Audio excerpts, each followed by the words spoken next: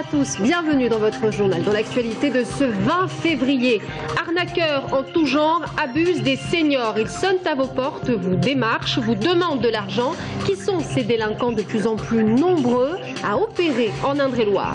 Le soleil est de retour. Faut-il commencer à semer dans nos jardins et comment doit-on s'y prendre? Nous irons notamment dans l'un des jardins d'excellence de la Loire, au château de Villandry. Et puis le TVB en finale de la Coupe de France après s'être imposé face à Montpellier hier soir. Les hommes de Fossard rencontreront Toulouse le 30 mars à Paris. Coubertin, rencontre et puis surtout retour sur ce très beau match d'hier soir.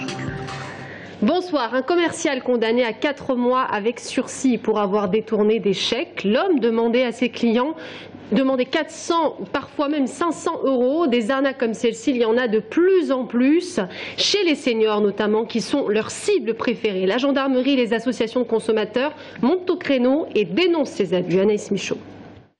C'est un jour d'octobre que Madame Fleureau, 89 ans, s'est faite démarcher par téléphone.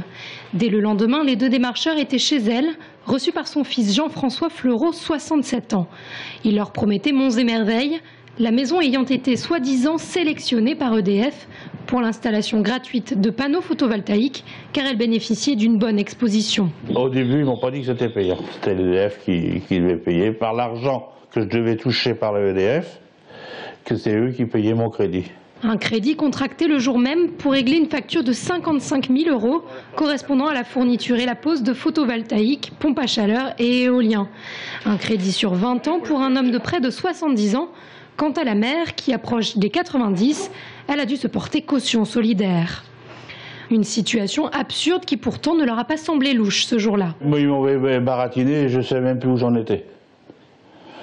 Plus du tout, je ne savais plus où j'en étais, j'étais un peu perdu. Ils m'ont presque forcé à signer. Des arnaques dirigées vers une cible de choix, les seniors, souvent isolés et parfois influençables. La CLCV a d'ailleurs toute une pile de dossiers qui rentrent dans ce cadre-là. Il y a une recrudescence depuis le mois de novembre, c'est important, et principalement sur tout ce qui est énergie renouvelable. Ces escroqueries effectuées le plus souvent par des sociétés françaises, parfois même d'Indre-et-Loire, se sont vues ainsi multipliées par 2 dans le département, avec pas moins d'une trentaine de dossiers entre décembre et février. Pourtant, quelques règles simples suffisent à éviter ces pièges, comme demander la carte professionnelle aux personnes qui se présentent à votre porte ou se renseigner sur l'entreprise avant de signer quoi que ce soit. Toutefois, si le mal est fait, pas de panique, il existe un délai de rétractation de 7 jours pour tout démarchage à domicile. Le démarcheur n'a pas le droit, le jour de la signature, de vous demander de l'argent, un chèque. Il faut qu'il revienne minimum 8 à 9 jours après, si la personne ne s'est pas désistée entre-temps. Si vous voulez en savoir plus, la CLCV organise régulièrement des actions de prévention. La prochaine, ce sera le 8 mars à la Croix-en-Touraine. La grippe s'accroche en région centre qui est l'une des plus touchées, vous le voyez, par cette maladie infectieuse. 957 cas pour 100 000 habitants la semaine dernière, d'après le réseau Sentinelle de l'INSERM.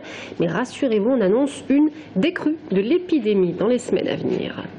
Le tramway avance quand d'autres sont en vacances. Lorsque les Tourangeaux désertent les rues et les automobilistes les grands axes, les hommes de chantier en profitent pour réaliser certaines opérations. Les Lambert étaient sur place, sur le chantier place de la Tranchée. À Tournord, c'est le soulagement général. Pascal a un salon de coiffure, avenue de la Tranchée. Elle est enthousiaste, même si elle a perdu un petit peu de clientèle à cause des travaux. J'attends quand même la fin des travaux comme tout le monde. Voilà, pour boire le champagne à la fin. Le 25 mars, la circulation et le stationnement sera rétabli sur les avenues Maginot et de la Tranchée. Alain, cordonnier, espère profiter des retombées du tram. Les gens vont peut-être prendre le principe de circuler avec le tram et de pouvoir justement s'arrêter aux endroits dans les rues et les avenues qui sont aujourd'hui bordées du tram. Ça, on l'espère bien entendu tous. Les ouvriers enrobent les trottoirs, un autre branche l'éclairage public. Les vacances permettent de travailler un peu plus pour finir dans les temps. On réalise des travaux là où il y a moins de circulation, où là il y a moins de monde, notamment sur l'avenue de la Tranchée où on ferme un sens, le sens montant, on met une déviation pour permettre la réalisation des travaux. Dans le quartier, même les plus récalcitrants attendent la venue du tram avec impatience. Après des critiques injustifiées, on a compris qu'on s'est trompé. Et on applaudit justement à la transformation de certains quartiers, en particulier celui-ci de Tournord. Il ne reste plus que quelques mécontents. L'œuvre de Buren, par exemple, ne fait pas l'unanimité. Les travaux sont nécessaires, on s'en accommode, bien que les commerçants en ont bavé. Mais par contre, l'œuvre d'art, c'est un peu paranoïaque. Côté pratique, le sens de circulation définitif du pont Wilson, du nord vers le sud, reste le seul bémol pour ce quartier. Le TVB affrontera Toulouse le 30 mars à Paris-Coubertin, qualifié pour sa 9e finale de Coupe de France. Hier soir, les Tourangeaux ont montré une fois de plus qu'ils étaient les maîtres du jeu face à Montpellier. On revient sur cette rencontre avec Lizzie Lambert et Romain Delville. Une affaire rondement menée pour le TVB et avec la maîtrise, s'il vous plaît. Certes, Montpellier a mené 6-4 dans le premier set et même 5-0 dans le deuxième, mais c'est la sérénité des coéquipiers d'Exiga qui a fait la différence. On a réussi l'objectif qui était de gagner cette équipe de Montpellier qui n'avait plus que la Coupe de France à jouer finalement. Ils ont bien défendu leur chance. Je dirais qu'ils nous ont posé des problèmes sur le deuxième set, mais finalement on s'en sort comme il faut. 25-20 dans la première manche, 25-22 puis 25-19. Le tour volleyball continue sur sa lancée victorieuse. Le MUC de son côté rate le coche de la Coupe de France. 11e sur 14 en Liga, Montpellier a pêché encore une fois par manque de régularité.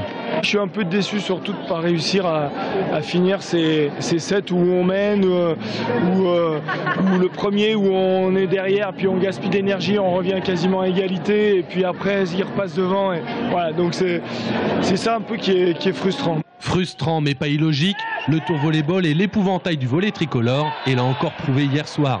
Les joueurs ont été sérieux, appliqués. Je pense qu'on est supérieur à cette équipe de Montpellier. C'est en toute logique qu'on a pris notre ticket pour la finale à Paris. Le 30 mars à Paris-Coubertin, le TVB jouera donc la finale d'une compétition qui lui a si souvent souri. Et pour cause, les volleyeurs tourangeaux viseront face à Toulouse leur 7e Coupe de France.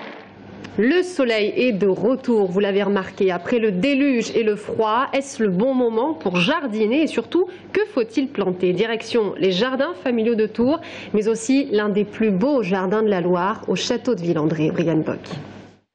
Sous un soleil radieux, au château de Villandry, les jardiniers professionnels préparent les parcelles pour cet été. Taille des haies, des rosiers et des arbustes, binage et bêchage pour retourner et aérer la terre, le travail ne manque pas. Et avec ce temps idéal, c'est un vrai bonheur. Là, il fait super beau, c'est super agréable. Donc après la pluie, là, le sol s'est bien ressuyé. Ça devient un peu plus sec après le gel et tout. Donc maintenant, on se met à travailler la terre parce que c'est beaucoup plus agréable et puis beaucoup plus facile. Ça colle plus à la bêche. Changement de décor aux jardins familiaux de Tours, pas un chat à l'horizon. Ici, les sols sont encore trop humides pour travailler la terre. Regardez, on ne peut pas la travailler. Regarde. On ne peut pas la travailler. Alors maintenant, il faut la laisser sécher. Après, à partir du 15 mars, on peut planter, on peut la travailler convenablement. C'est de la pâte, vous voyez? C'est plein d'eau, encore. Une terre qui ne peut pas se travailler. Alors avec un tel soleil, dommage de ne pas en profiter. On cherche donc à anticiper le travail à venir, comme commencer la taille des rosiers. Les rosiers, c'est pas le moment de les tailler en général. C'est le mois de mars. Mais je réduis d'abord. Et puis le mois de mars, je redescends encore. Quant aux semis de légumes, ils attendront encore un peu, le temps que la terre se réchauffe et perde son humidité. Mieux vaut donc attendre début mars pour planter, à moins d'avoir un équipement pour couvrir au moins ses salades. Et c'est ainsi que s'achève notre journal. Merci à tous de l'avoir suivi. Dans un instant, l'invité de la rédaction, le conseiller municipal Jean-Luc Dutrex. À tout de suite.